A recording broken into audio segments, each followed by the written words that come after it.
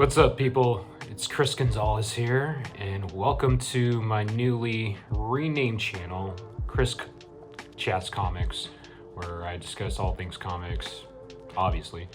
So yeah, I'm back once again on another Tuesday for another episode of Trade Talk Tuesdays, and for this week's episode, I'm going to be going over Absolute Flash, Volume 1 of Two Worlds, and this is written by Jeff Lemire. The artists are Nick Robles and A.L. Kaplan. The colorists are Adriano Lucas and Chris Sotomayor. And Tom Napolitano is the letterer.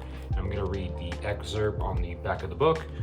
So, in the Absolute universe, familiar heroes have been reinvented from the ground up with origin stories that completely reshape both their abilities and their circumstances, but maintain the core characteristics that fans know and loved for decades. And Wally West's world have been turned upside down, and now, quite literally on the run for the people he once trusted, he must navigate an impossible world full of dangers he never knew existed, and he must do so without the help and guidance of his former mentor. So, yeah, this is the sixth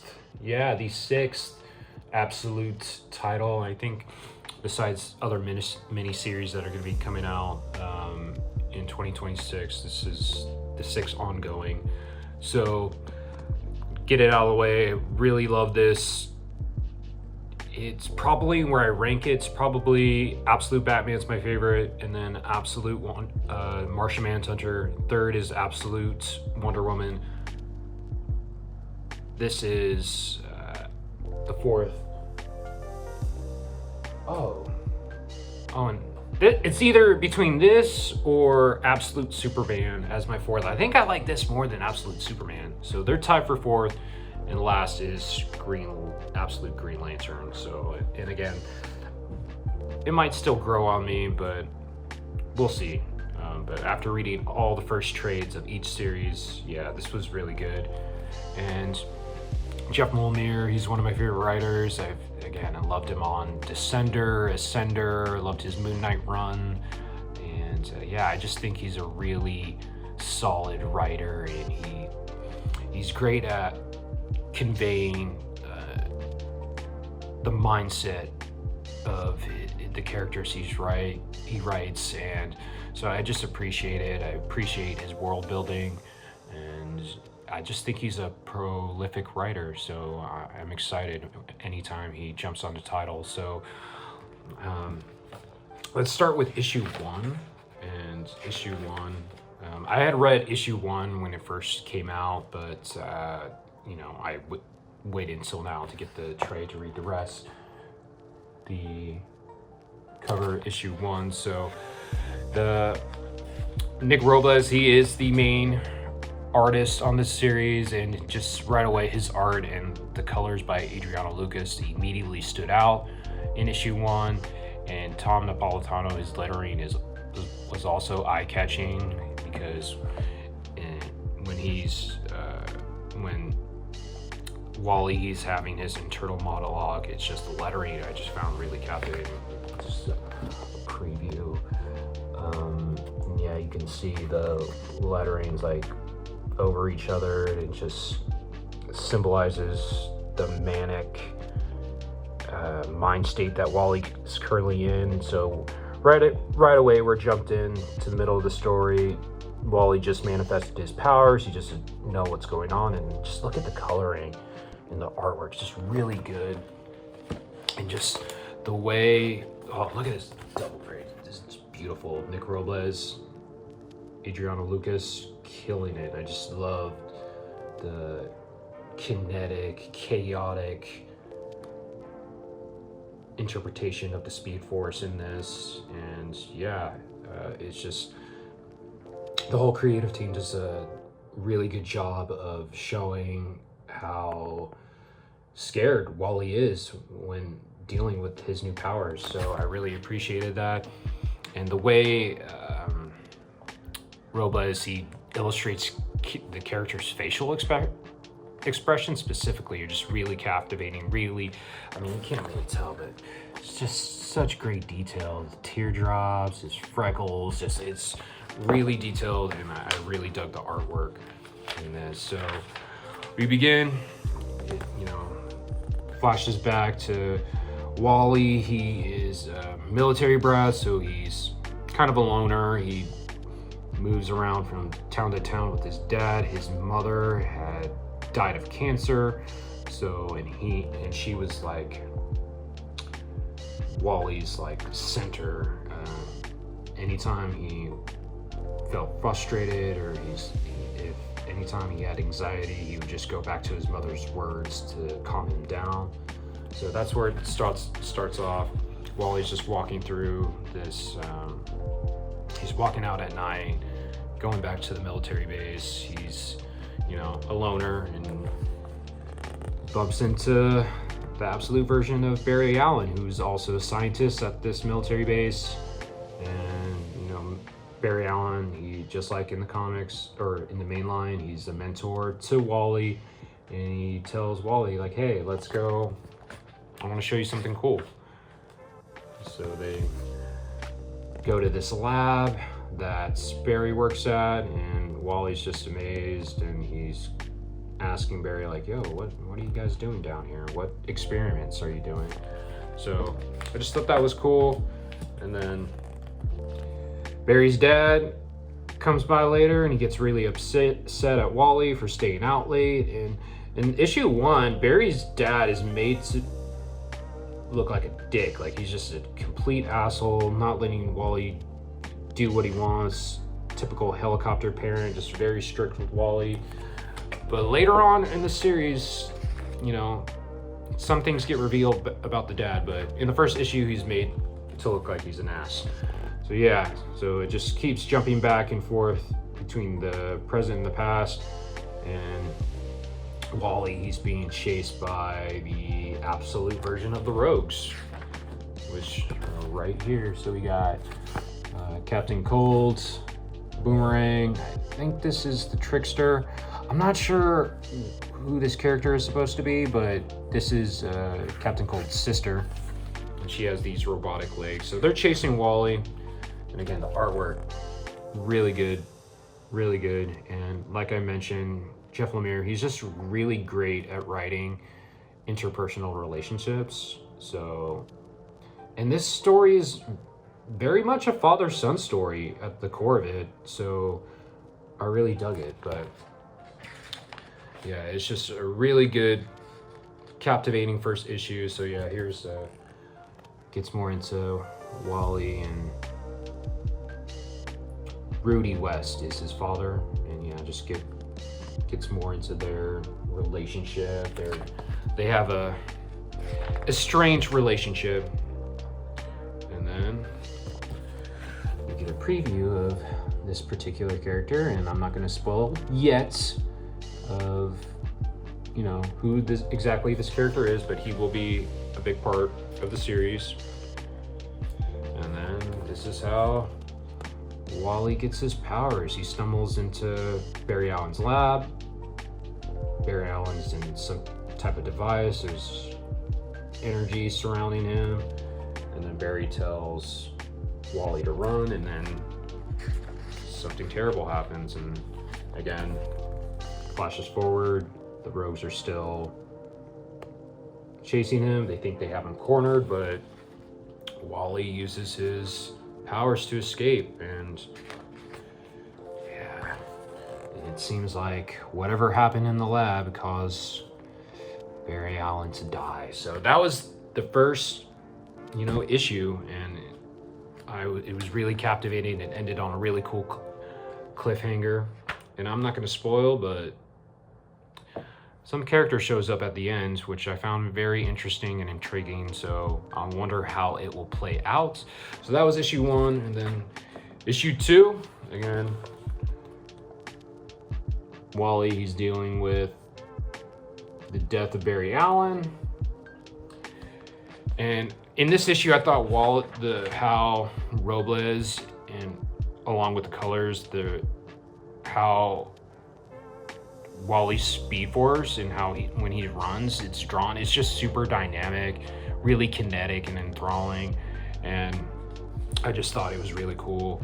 And yeah, again, by the orders of Wally's dad, the Rogues are assigned to take him in because with his new powers that have been manifesting, they want to essentially study him.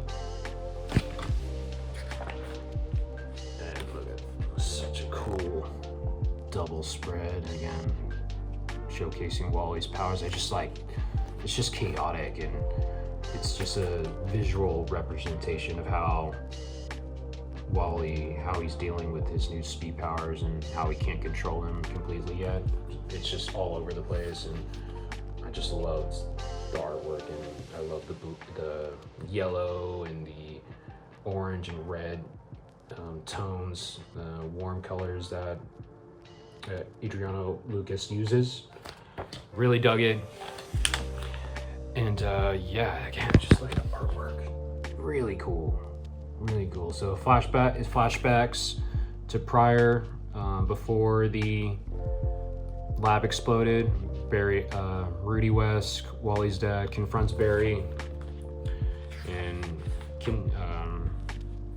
starts to beat the shit out of him because he believes that Barry's a bad influence on Wally, and this is what happened. This is how he obtains really cool visual, pretty much him as pure energy in the Speed Force. Really cool.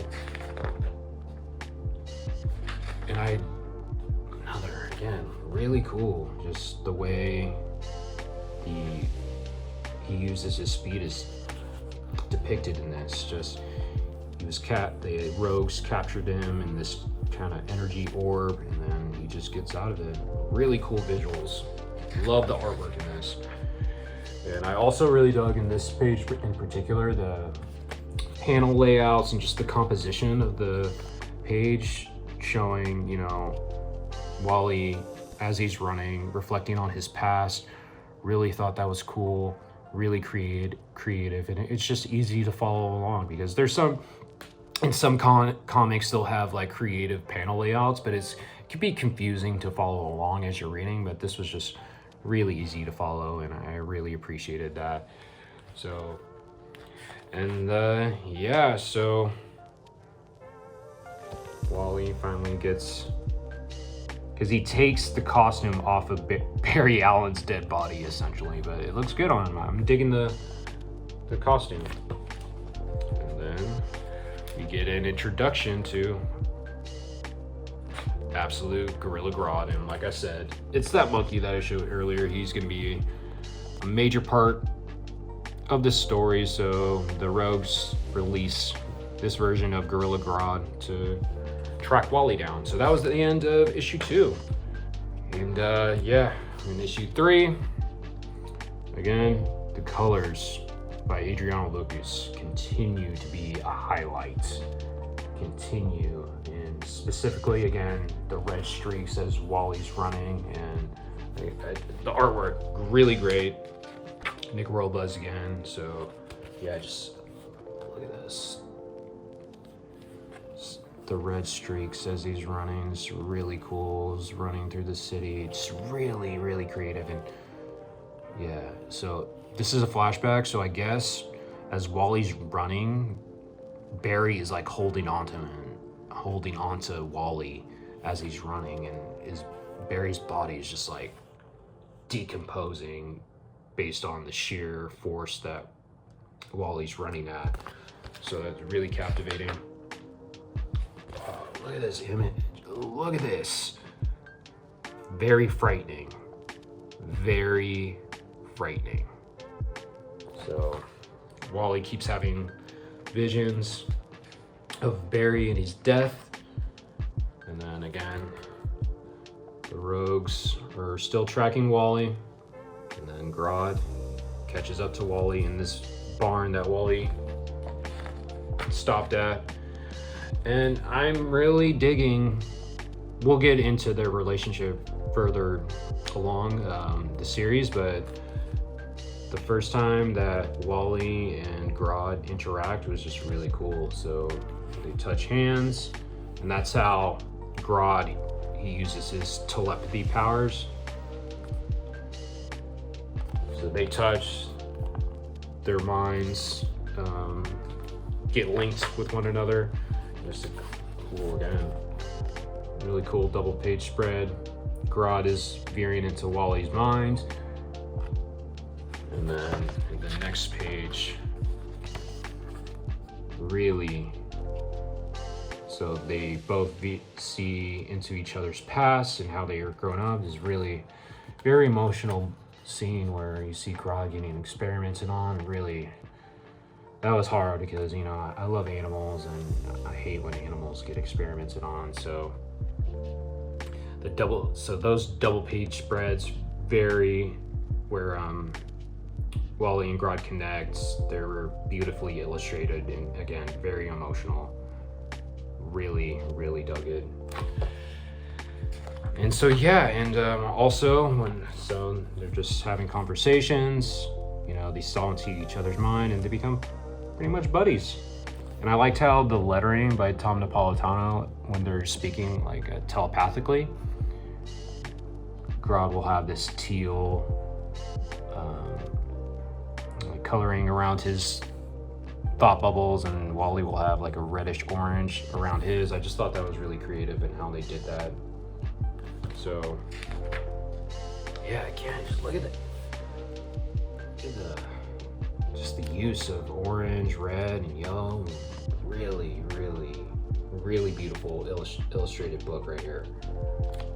So the rogues attack him, and then Grodd, he turns on the rogues.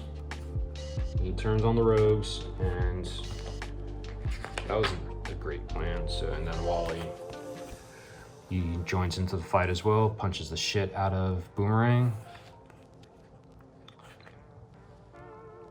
And so, yeah, they go back. Again, this is where Wally, he goes back to Barry's dead body, takes the costume, and that's how he gets the costume right there. He's holding it.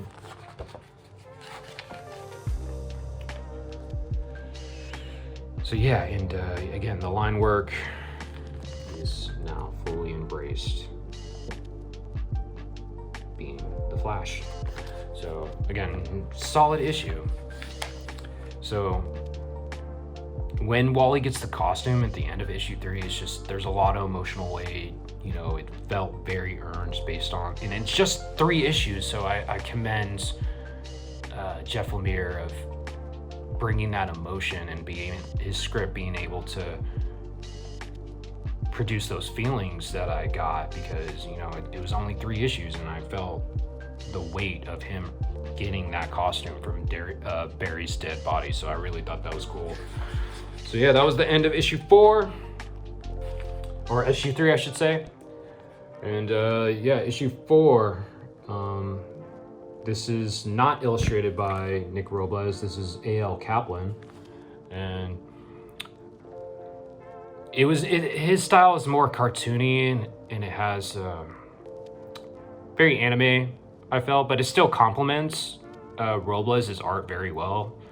And I know when some guest artists, when they fill in, their art style is like so vastly different that sometimes it can take me out of it. But A.L. Kaplan's art really worked for me. And yeah, the issue starts where Wally's just going through, having visions of when his mom died, and again, still having visions of when Barry died. So really, it's just, that's Jeff Lemire is really good at just having great character moments. So yeah, Wally, he wakes up in this city, and again, Grodd's by his side. They're becoming really good friends. And then Wally, they're in Central City now. So they're in Central City. It's very hot. He's in line at a food bank, and then this guy, his name is Ralph Dibney. walks up to him. He's like, "Hey man, you're pretty young. You should come out to this church.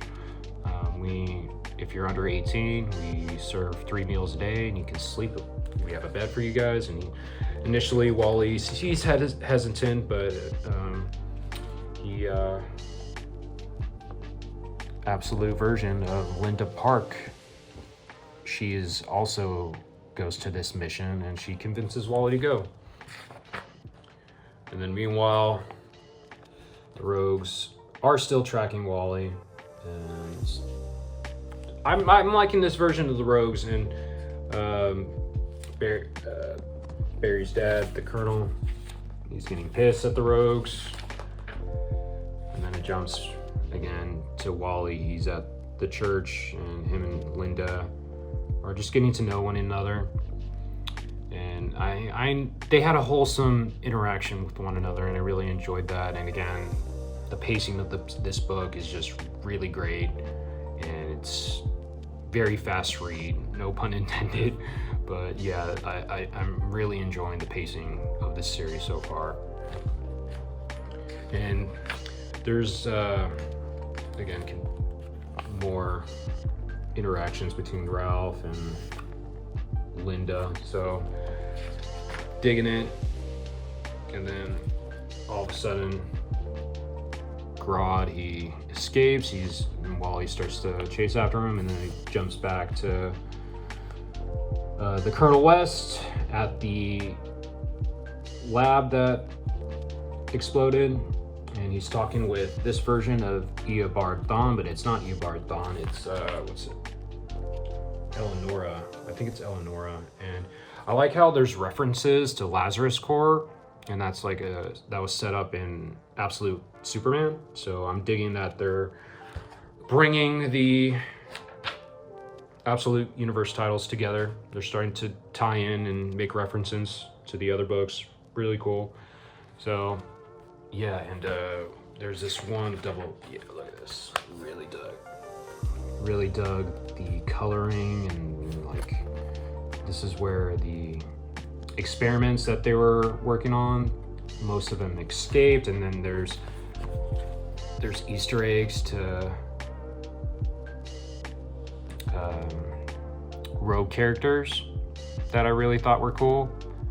And yeah, one of them's Heat Wave, one of them's Wizard, one of them's Firestorm, so might get a absolute version of Firestorm down the line. So while he's continuing to follow Grodd, because Grodd's like sensing something down in the sewers, and then we get our first version, and this is where issue 4 ends, of the absolute version of Heat Wave, and he's like this lava monster. Really cool character design. Really dug it.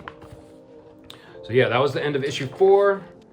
And issue 5, yeah, so Wally's just dealing with this version of Heat Wave, and Grodd keeps telling Wally, like, hey, you don't need to fight him, you need to save this guy. And Wally's like, save this? This dude's a monster, he's trying to attack me. But yeah, really, and this is the coloring by Chris Sotomayor. Really great as well. Just the coloring in this between both colorists, it's like seamless. You wouldn't be able to tell that they're two different colorists. So I really appreciated that. Again, it's cool illustrating Wally as he tries to avoid Heat Wave. Really cool. So throughout this issue, Heat Wave, he's continuing to fight Wally, and the fight eventually gets to the front of the church where Ralph and his wife, I think his wife's name's Sue, they work at. And then yeah, just I like the banter between the rogues. So the rogues I'm enjoying the villains. So then it goes back. So yeah, again, the illustrations by A.L. Kaplan, again, seamless from Nick Robles, and yeah, I just thought they were really dynamic. Again, especially when Wally's running, both artists just nailed their depictions of the Speed Force and how depict the super speed, so I'm really digging that. And again, they made and this Sue's wife, she makes a reference to Gateway City, and that's from Absolute Wonder Woman. So I'm really appreciating all the references to the different titles. So in this one, look at this beautiful artwork. So this one ends on another great cliffhanger. Wally's dad, he's starting to look into what they're actually doing in these experiments. And yeah, so that was the end of issue 5. And we go into issue 6, we get more backstory on the Rogues. First, we start off with Digger Harkness, aka Boomerang, and then so he's at a bar flirting with this girl. He almost gets into a fight, gets thrown out, and then Wally's dad approaches him and offers him an opportunity. Very Suicide Squad-esque. Instead of Amanda Waller, it's Wally's dad. So he recruits Boomerang, and then in between it dives deeper into Wally's dad as a character. He's at this motel. This is like really emotional. He's trying to call Wally, he's leaving Wally messages, just making sure Wally's okay. He looks at a picture of his dead wife. So I'm really enjoying the character development of Colonel West, especially in this issue 6. So like I said, back in issue 1, he's made out to look like a complete asshole. He's a very strict parent, but as I got deeper into the series, he's just trying to do the best he can. He loves his son, and he might be strict, but he believes it's for the best, and he's just he can probably handle things a different way, but he loves his son, and this, especially these 2 pages definitely depicted that very well. And so yeah, now he's recruiting Captain Cold, and there was this part where in this part it's showing how Captain Cold and his sister, they're living on this ranch in Kansas, and his sister's in a wheelchair, she's missing their legs, and apparently they went on this mission that went wrong. Where did they go? And I believe Digger and Captain Cold, they were a part of it. Bear with me. They went on this mission that went completely wrong, and they're like disgraced now. So, but now they're trying to do another mission, but then the Trickster gets involved, and yeah, so I just like the interactions between the Rogues. And again, I appreciated that this is more of a character study on Rudy West and the Rogues, so I really appreciated this. It gives the Rogues more dimensions, and so I really appreciated that. So they eventually get to the Fort Fox in Colorado, and they meet Barry Allen. And in this issue, like I said, how issue 1 was made to depict the Colonel as some type of asshole and Barry's a great guy. This issue, Barry's actually kind of a dick with Thawne. He's kind of being an asshole. So this version of Barry Allen might be more nefarious than initially let on. So Barry and Thawne, they show all the advanced weaponry that they've been working on. So something's going on here that's just not science related activity. Something, they're developing weapons, and yeah, it's weird. So again, Colonel West, he discovers these aliens and these tubes, and he's suspicious. He's like, what's going on? He didn't sign up for this. And then gets a call from Wally, and then the last page, he gets attacked, and Thawne is behind it. They blindfold him, and that's where the issue ends. Very good cliffhanger, great cliffhangers in between each of the issues, and makes me want to read the next one immediately. So that was it. That was Absolute Flash, Volume 1 of Two Worlds. Really recommend this. Again, one of the better Absolute titles in my opinion. And also, by the way, this first volume of Absolute Flash, it collects issues number 1 through 6. I need to do better with saying that in the beginning of the video, but yeah, it collects the first 6 issues. So let me know if you've been reading Absolute Flash and what your thoughts are, and where do you rank it of the Absolute titles. Let me know in the comments. So yeah, that was it. So next week, I'm going to be discussing another DC book, and this is a personal favorite of mine for this year, and that is Batman and Robin Year 1, written by